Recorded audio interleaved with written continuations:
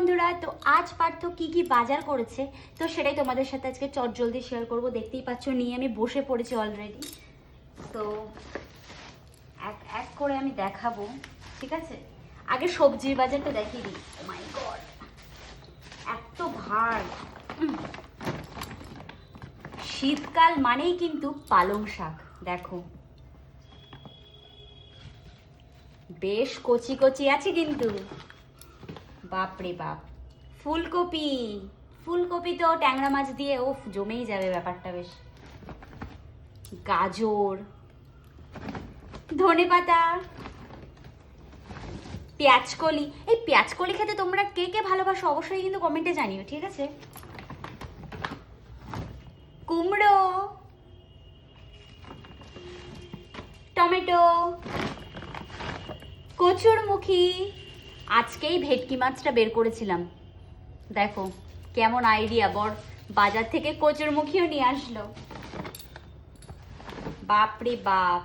ছিম, ছিম দিয়ে বেশ একটা সুন্দর পাঁচমিশালি সবজি করা যাবে কিন্তু। হ্যাঁ, রাঙা আলু,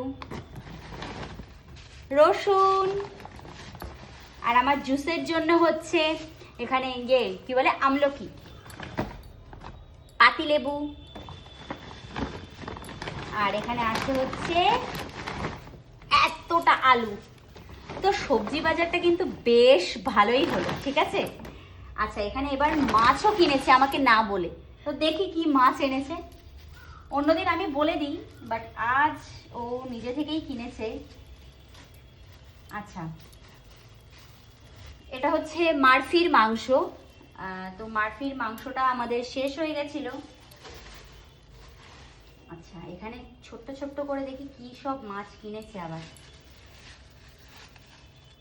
বাপরে বাপ, ট্যাংরা মাছ এনেছে।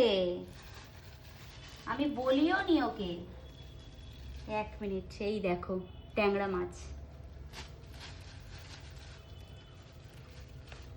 ছেলে বাজার করতে শিখে গেছে, বুঝলে তো তোমরা। একটা মিনিট, এটার মধ্যে কি এনেছে আবার? আমাকে না জানিয়েই বাজার করেছে, দেখো বাবা। এতে পার্শে মাছ এনেছে।